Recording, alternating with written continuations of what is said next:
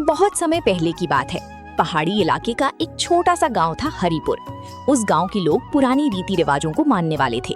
पहाड़ी इलाका होने की वजह से वहां पर इतनी खास आधुनिक सुविधा नहीं थी। एक दिन इस गांव में एक आदमी जिसका नाम आर्यन था और उसकी पत्नी प्रिया उस गांव में रहने के लिए आई। प्रिया, मुझे बहुत भूख लग रही है। सुबह से पैदल चलकर आ रहे हैं और ऊपर से इस गर्मी में गला भी सूखता जा रहा है। हाँ आर्यन, भूख तो मुझे भी बहुत लग रही है, लेकिन जब हम इस गांव में आए तो हमें इस गांव में कोई खाने पीने की दुकान भी नहीं दिखी। मुझे लगता है कि इस गांव के लोगों को शहरी खान पान के बारे में ज़्यादा कुछ जानकारी नहीं है। चलो प्रिया, अब हम इस गांव के मुखिया जी के पास चलते हैं। मुखिया जी से पूछकर एक घर किराए पर ले लेंगे।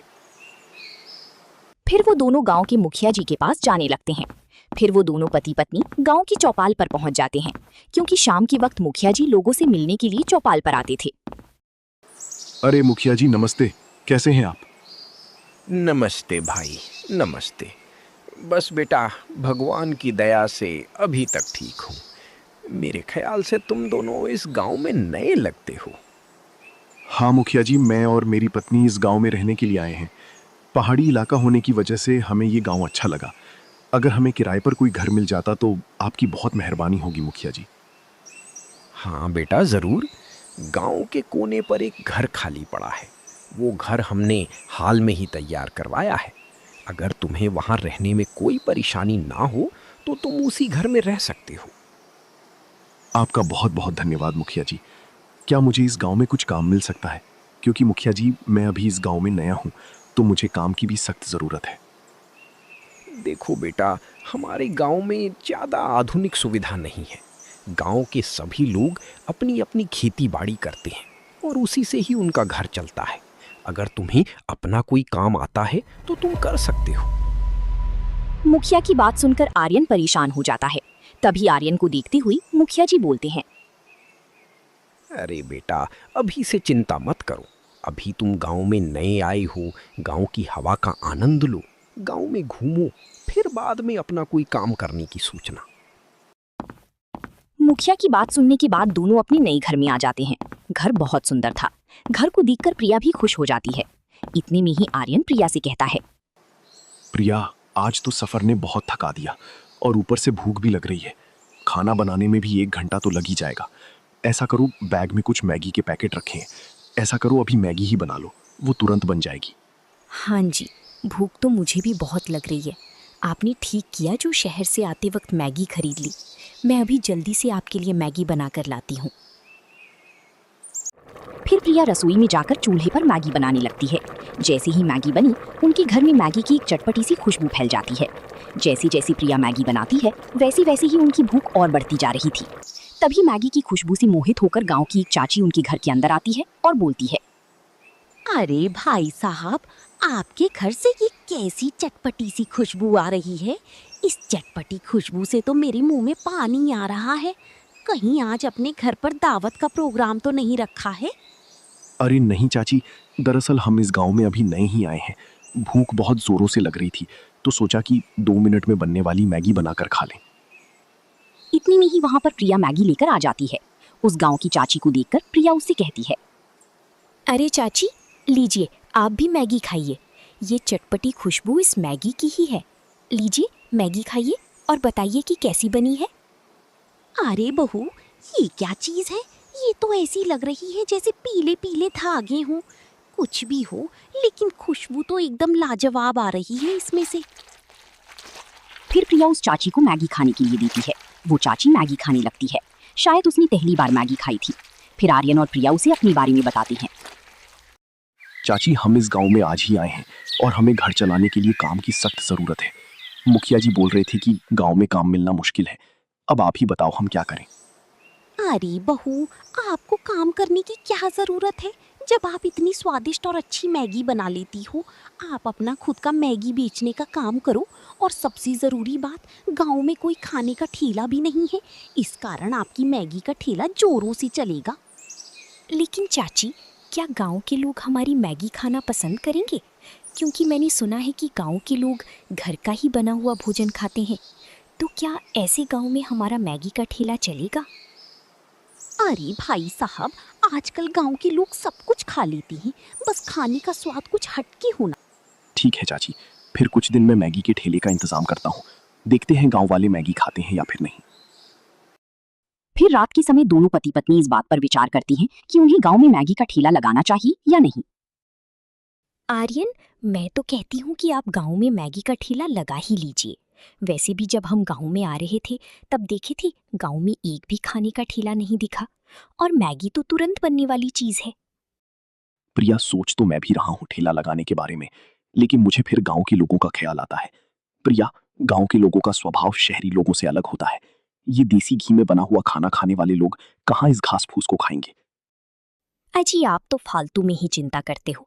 वो चाची भी तो कह रही थी कि गांव के लोग सब कुछ खा लेते हैं, बस खाने में स्वाद होना चाहिए, और हमारी मैगी तो होती ही स्वादिष्ट है। ठीक है, अगर ऐसी बात है प्रिया, तो हम कल गांव में अपना मैगी का ठेला जरूर लगाएंगे। फिर देखते हैं क्या होता है।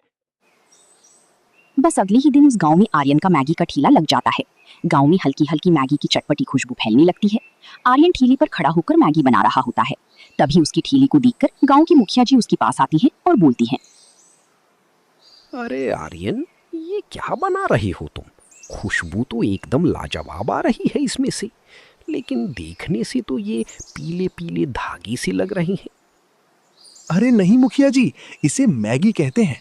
शहर के लोग इसे खूब खाते हैं और इसे बनाने में ज्यादा समय भी नहीं लगता और जल्दी तैयार हो जाती है और खाने में भी स्वादिष्ट लगती है।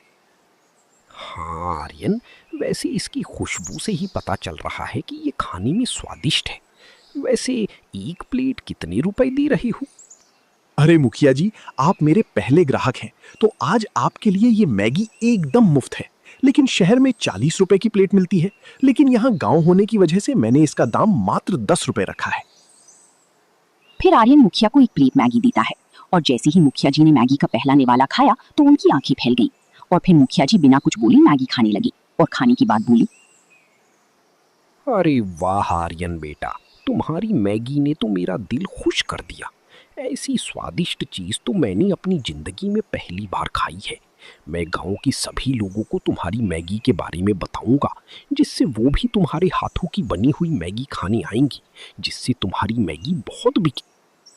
फिर मुखिया जी गांव में जाकर गांव की सभी लोगों को आर्यन की मैगी के बारे में बताती हैं, जिससे आर्यन की ठेले पर लोगों की भीड़ लग जाती है। तभी उनमें से एक आदमी बोलता है, अरे भाई, गांव में मुखिया जी तुम्हारी मैगी की बहुत तारीफ कर रहे हैं। ऐसा तुमने क्या खिला दिया है हमारे मुखिया जी को, जिससे वो तुम्हारी मैगी की तारीफ किए ही जा रहे हैं? हाँ भाई, मैंने आपके मुखिया जी को शहर की स्पेशल मैगी खिला दी है। अरे हाँ, याद आया, मुखिया जी मैगी का नाम ही ले रहे थे कि वो नया आदमी गांव में मैगी बेच रहा है। लाओ भाई, हमें भी खिलाओ अपनी मैगी, हम सभी तुम्हारे ठेले पर मैगी खाने ही आए हैं। फिर आर्यन उन सभी लोगों को मैगी दे देता है। गांव के लोग एकदम मैगी पर टूट पड़ते हैं। वो भी बिना कुछ बोले स्वाद लेकर मैगी बड़ी मजे से खाने लगते हैं। आज आर्यन की पहले ही दिन अच्छी कमाई हुई थी। पहले ही दिन उसका मैगी का ठेला गांव में मशहूर हो जाता है। फिर रात के समय आर्यन ठेला बंद करके अपने घर आता है। घर आकर आर्यन प्रिया को सारी बात बताता है। अरे प्रिया, आज मैंने मुखिया जी को मुफ्त में मैगी खिला दी, जिससे खुश होकर उन्होंने पूरे गांव में अपनी मैगी के बारे में बताया, जिसे सुनकर गांव के बहुत सारे लोग ठेले पर मैगी खाने के लिए आने लगे। अच्छा जी, चलो गांव के मुखिया जी हमारी कुछ तो काम आई। इसी बहाने मुखिया जी ने हमारी मैगी के ठेले का प्रचार भी कर दिया। लेकिन आर्यन, शहर से आते वक्त हम जो मैगी के पैकेट लाई थी वो सभी खत्म हो गए हैं, और गांव में मैगी के पैकेट भी नहीं मिलते। कोई बात नहीं प्रिया, मैं कल शहर जाकर मैगी के ढेर सारे पैकेट ले आऊंगा। फिर अगली सुबह आर्यन शहर से मैगी की ढेर सारी पैकेट ले आता है। गांव के लोग मैगी की ठेली का इंतजार कर रही होती हैं। अरे भाई, खेतों में काम कर करके हर 1 घंटे बाद भूख लग जाती है। अब हर बार घर जाकर खाना भी नहीं खा सकते। आर्यन की वो मैगी हर बार लगने वाली भूख को मिटा देती है। फिर क्या था, बस गांव में मैगी का ठेला लगाने की ही देर थी। ठेले को देखते ही गांव के लोग मैगी खाने के लिए ठेले पर आने लगे। अरे भाई, हम तुम्हें ही याद कर रहे थे। कल मुखिया जी तुम्हारी मैगी की बहुत तारीफ कर रहे थे, पर कल मुझे ज्यादा काम होने की वजह से मैं तुम्हारे ठेले पर मैगी खाने नहीं आ पाया, इसीलिए मैं आज आया हूँ। लाओ भाई, अब मुझे भी अपनी मैगी खिलाओ। फिर आर्यन उन दोनों गांव वालों को मैगी देता है। गांव वाले मैगी को खाते ही रह जाते हैं। वो बिना कुछ बोले स्वाद लेकर मैगी को बड़े मजे से खाने लगते हैं। वाह भाई, गांव के मुखिया ठीक ही बोल रहे थे। अरे भाई, तुम्हारी मैगी तो एकदम चटपटी है और खाने में भी स्वादिष्ट लग रही है। मैगी खाकर पेट तो भर गया, लेकिन मन नहीं भरा। लाओ मुझे एक प्लेट और मैगी दो। फिर आर्यन उस गांव वाले को एक और मैगी की प्लेट देता है। अब गांव वालों की जुबान पर मैगी का स्वाद चढ़ जाता है। हर कोई गांव वाला आर्यन की मैगी की तारीफ करता और मैगी खाता है। अब आर्यन का मैगी का ठेला पूरी गांव में फेमस हो जाता है।